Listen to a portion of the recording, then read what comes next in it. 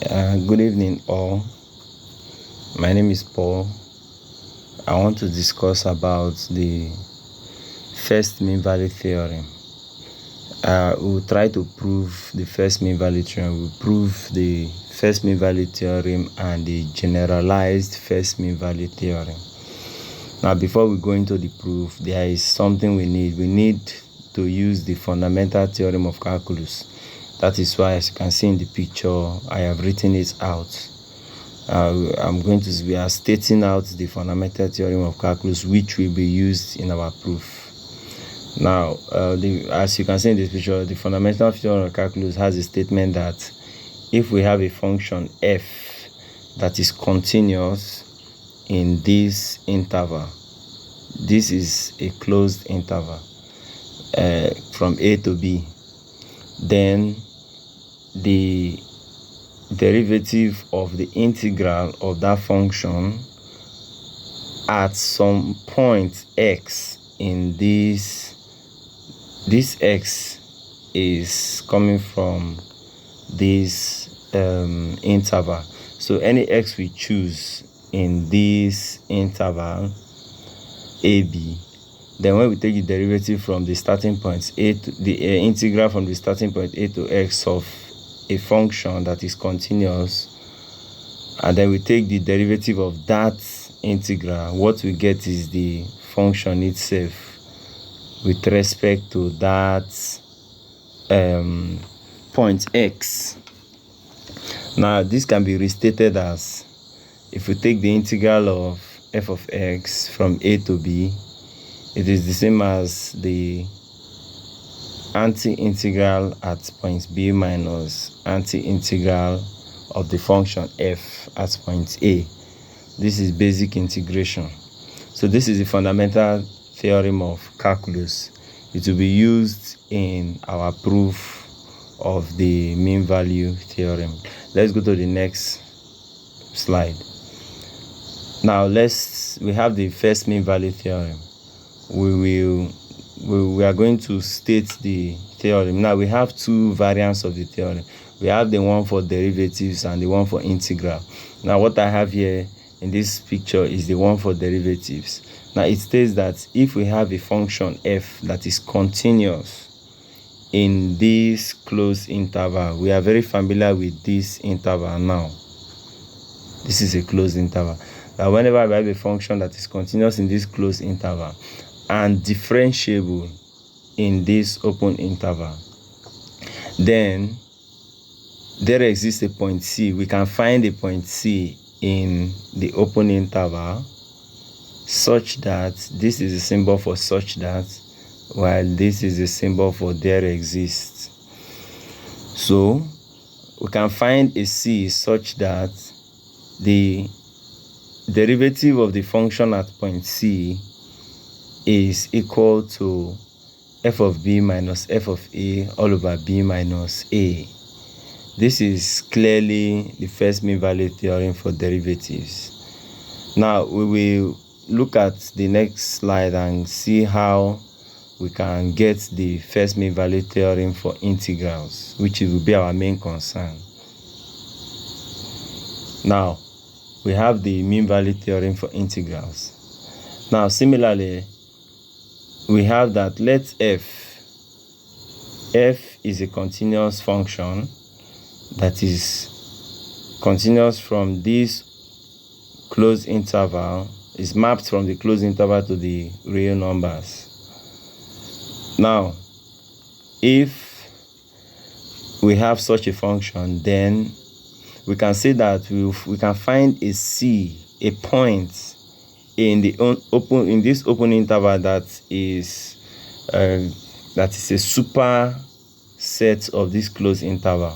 We can find a point C in this open interval such that this integral holds.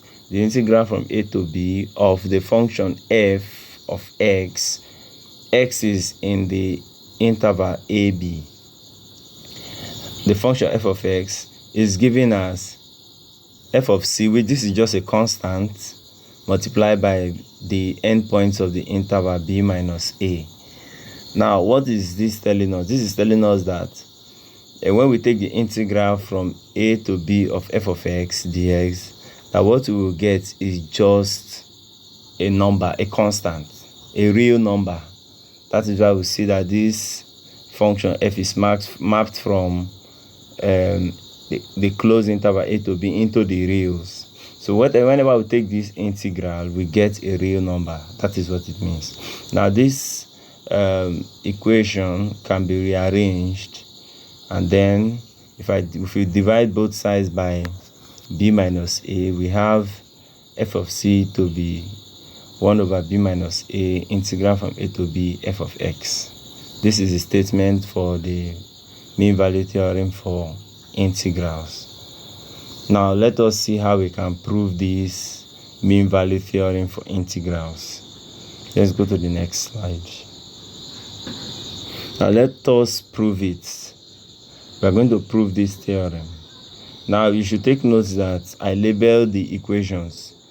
We have the equation 1 and 2, which is the fundamental theorem of calculus. We have the equation 3, which is the first mean value for derivatives. And then we want to prove this first mean value for integrals. This is what we want to prove. The one for integrals. Now let us start.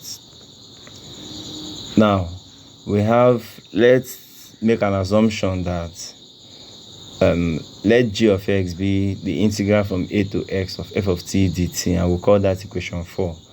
Now if we differentiate g with respect to x, so this gives us the next line. We have the g prime of x is simply the first derivative of g with respect to x. And then we differentiate this integral. When we differentiate this integral, we get this d over dx, the integral of from a to x f of t dt. Now we should recall our equation 1. What does equation 1 say? Equation 1 says that by fundamental theorem of calculus, that whenever we have a derivative of an integral, it will just give us the function back. Now we are going to invoke equation 1 into equation 4. Just this equation here. We are going to invoke equation 1 into this equation here. So by the fundamental theorem of calculus, this g prime of x will just simply be f of x. This is just f of x, because remember f of x is the d over dx integral from a to x of f of t dt. So we are doing that substitution. So we now have equation 5, this. And then let us recall equation 3. Equation 3 says by the first mean value theorem for derivatives, we are using this one for derivatives in our proof for integral. So we are going to invoke this into our problem. Now by equation 3, if we have a function g, the derivative of that function g by the first mean value theorem for derivative, the derivative is equal to gb minus ga over b minus a. Now g is just replacing f. It's still the same thing. It's just an invocation of the first, the one for derivatives. Now we are going to substitute x as c in equation 5. This is our equation 5. Whenever we see x, we put c. So we have equation 7 here. So g prime of x becomes g prime of c, and this is equal to f of c instead of f of x. F of x was originally in equation 5. Now we are using f of c in equation 7. We are using the point c now. And then we can now do a substitution here. Now if you can see equation 4, equation 4 says this function g can be represented as an integral.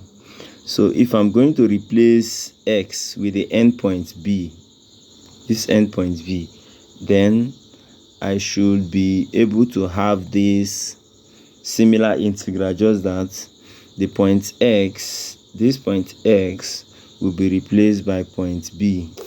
It's just going to be the same thing, just that x will be replaced with b, and then this gives me my equation 8.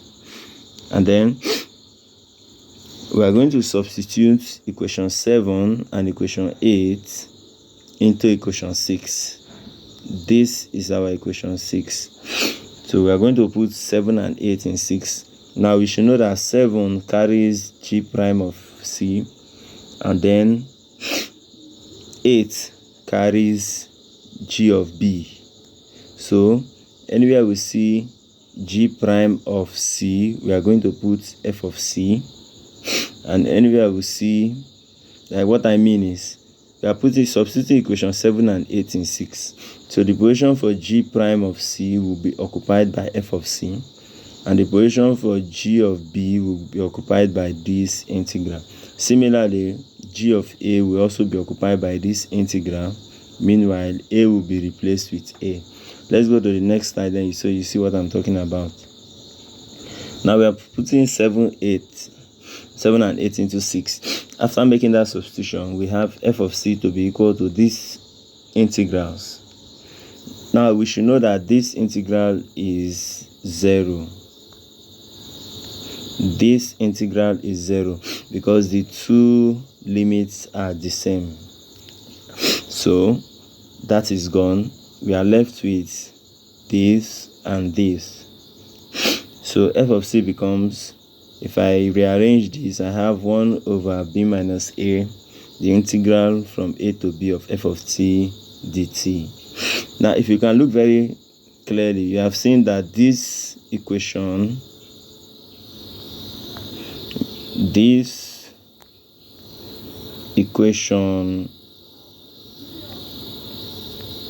hold on,